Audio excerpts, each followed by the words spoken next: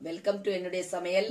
நான் இன்றைக்கு உங்களுக்கு சப்பாத்திக்கு சிம்பிளா காலிஃப்ளவர் கிரீன் பீஸ் போட்டு, அதாவது பட்டாணி போட்டு, ஃப்ரெஷ் பட்டாணி போட்டு சிம்பிளா நல்ல ஒரு சப்பாத்திக்கு சைட் டிஷ் எப்படி பண்றது. குருமா கிடையாது, இது ஒரு நல்ல ஒரு கறி டைப்பு.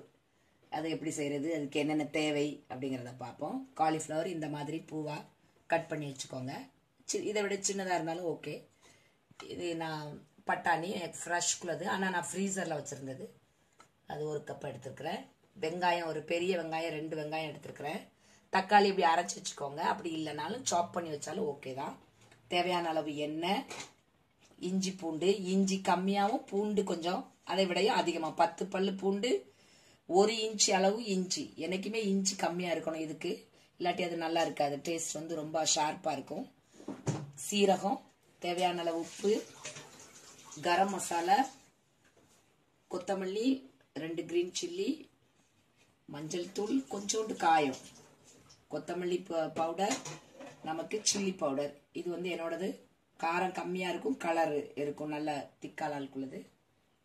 தேவையான அளவு தண்ணி. இப்போ இதை நம்ம குயிக்காக செய்ய போகிறோம். போட்ட காய வச்சுக்கோங்க. தேவையான அளவு எண்ணெய், நல்லெண்ணெய் இருந்தால் இன்னும் நல்லாயிருக்கும். கடலெண்ணெய், நல்லெண்ணெய், நான் சன்ஃப்ளவர் தான் எடுத்துருக்கிறேன். எண்ணெய் காயட்டும் நல்லா. நல்லா இதாகிட்டு, இதை நான் சொல்ல மறந்துட்டேன், தேஜ் பத்தா. இது நல்ல டேஸ்ட்டாக இருக்கும். இதில் இது நல்லா க்ரீமியாகவும் இருக்கும், நல்லா கிரேவி நல்லா இருக்கும். இது நம்ம குருமா மாதிரி இருக்காது, ஒரு டிஃப்ரெண்ட்டான டேஸ்ட் வரும். இப்போ இது நல்லா பொரிஞ்சிருக்கட்டும். வெங்காயம்,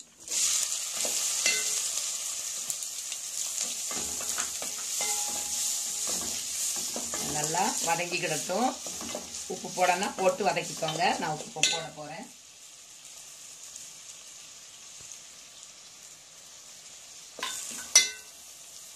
கொஞ்சோண்டு காயம், மஞ்சள் தூள், இது நல்லா வதக்கிக்கிடும். இப்போ இந்த ஸ்டேஜில் இஞ்சி பூண்டு நல்லா வெந்துக்கிடட்டும், நல்லா வேணும். இப்போ கிரீன் சில்லி லைட்டாக கீரி போட்டுக்கோங்க. அதுக்கப்புறம் கொத்தமல்லி 1.5 ஸ்பூன், ஏன்னா கிரீன் பீஸும் அதிகமாக இருக்குது, பட்டாணி, நம்ம காலிஃப்ளவர். இது ஒரு ஸ்பூன், எனக்குள்ளது காரம் கிடையாது, கம்மி. இப்போ இந்த ஸ்டேஜில் நான் என்ன பண்ணுறேன், தக்காளி நல்லா வெந்துக்கிடட்டும். தக்காளி நல்லா வெந்துட்டு இப்போ என்ன பண்ணுவோம், கிரீன் பீஸ் போடுவோம். கிரீன் பீஸ் பட்டாணி நல்லா வேகணும். காலிஃப்ளவர் கொஞ்சம் ஒரு 5 நிமிஷத்துக்கு அப்புறம் காலிஃப்ளவர் போடுவோம். இது கொஞ்சம் வெந்துக்கிடட்டும். 2 நிமிஷம் ஆயிட்டு காலிஃப்ளவர் போட்டு, நீங்கள் வேணா சின்னதாக கூட கட் பண்ணி போட்டுக்கலாம், ஒன்றும் இல்லை. எப்படி வேணுமோ உங்களுக்கு பீசஸ் அப்படி போட்டுக்கலாம். இப்போ இதை நல்லா மிக்ஸ் பண்ணி ஒரு 2 நிமிஷம் லைட்டாக வதங்கின உடனே அதுக்கப்புறம் தண்ணி ஊற்றுவோம். 2 நிமிஷம் மூடி வச்சிடணும். நான் இடையில கிளறி விட்டேன், நீங்கள் இடையில கிளறி விட்டுக்கோங்க, ஏன்னா அது அடி பிடிக்கிறதுக்கு சான்சஸ் இருக்குது. ஆகையினால அப்பப்போ கிளறி விட்டுருவேன். இப்போ இதுக்கு தேவையான அளவு தண்ணி, ஏன்னா வேகணும்ல, கொஞ்சம் கிரேவி நமக்கு வேணும், அதனால் நான் 1 செம்பு தண்ணி ஊற்றுறேன். இப்போ நீங்கள் உப்பு செக் பண்ணி, கொஞ்சம் நான் ஆல்ரெடி போட்டிருக்கு, அதனால் கொஞ்சம் போட்டுருவேன். செக் பண்ணிவிட்டு இப்போ இதை நல்லா ஒரு 10 நிமிஷம், அதாவது காலிஃப்ளவர் ரொம்பவும் குழைய வேண்டாம், ஒரு 7 நிமிஷம்னு வச்சுக்கோங்களேன், வேகட்டும். தரவா ரெண்டுமே சேர்ந்து 7 நிமிஷத்துக்கு அப்புறம் செக் பண்ணலாம். இப்போ ரெடி ஆகிருக்கும். ஒரு 7 நிமிஷம் ஆகிட்டு ஓரளவு நல்லா வெந்துட்டு, இந்த ஸ்டேஜில் என்ன பண்ணுங்க, நான் அரை டீஸ்பூனுக்கு கரம் மசாலா வச்சுருக்கிறேன், அவ்வளோ போதும். இது போட்டு ஒரு 2 மினிட்ஸ் இருக்கட்டும். இப்படி வச்சு மாதிரி ஆயிட்டு நல்லா ஓரளவு ரெடி ஆயிட்டு இந்த ஸ்டேஜில் இப்போ நீங்கள் உங்களுக்கு கோகனட் மில்க் வேணும் அப்படின்னா இந்த ஸ்டேஜில் நீங்கள் கோகனட் மில்க் ஊற்றி ஒரு நிமிஷம் வச்சு எடுத்துடலாம். நான் வந்து தயிர் போட போகிறேன். 1 டேபிள் ஸ்பூன் அளவு நல்ல தயிரை பீட் பண்ணி வச்சுருக்கிறேன்.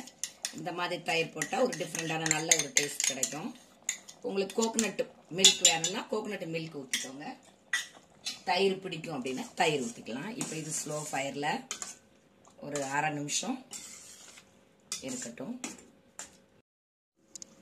தயிர் போட்டு கொஞ்ச நேரம் நம்ம வச்சுருக்கிறோம். இந்த ஸ்டேஜில் கொத்தமல்லி தழை என்றைக்குமே இந்த தண்ணியோடு நீங்கள் போட்டு அது அப்படியே கொஞ்சம் நம்ம அதை கிளறி விடாமல் நம்ம அப்படி அதை வச்சுட்டோம் அல்லது நம்ம வெளியில் கொடுத்து விட்டோம், ரொம்ப நேரம் வெளியில் வச்சோன்னா குழம்பு கெட்டுரும். நீங்கள் ஓரளவு இப்படி கொத்தமல்லி தழையை போட்டு இப்படி கிளறி விடணும். இப்போ நாங்கள் வந்து இப்படி கார்னிஷ்காக அப்படி வைக்கிறோம். பட் நீங்கள் அப்படி செய்யக்கூடாது. சர்வ் பண்ணுற அளவுக்கு எடுத்து அப்போ கொத்தமல்லி தலையை இது பண்ணிக்கிடணும். சரி, இப்போ இது ரெடி ஆயிட்டு இப்போ நான் அது சர்வ் பண்ண போகிறேன். இது ரொம்ப டேஸ்ட்டாக இருக்கும். டேஸ்ட் பார்த்துக்கோங்க. உப்பு, உரப்பு,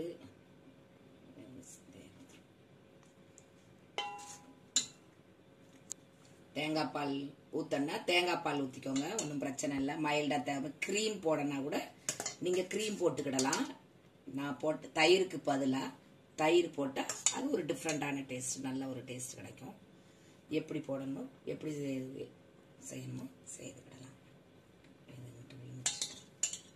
இது வரைக்கும் பார்த்ததுக்கு ரொம்ப ரொம்ப நன்றி. ப்ளீஸ் பிடிச்சிருக்குன்னு நினைக்கிறேன். இது வந்து சப்பாத்தி, பரோட்டா எல்லாத்துக்கும் ஒரு அருமையான சைட் டிஷ். இது செய்து பார்த்து எனக்கு கமெண்ட் பாக்ஸில்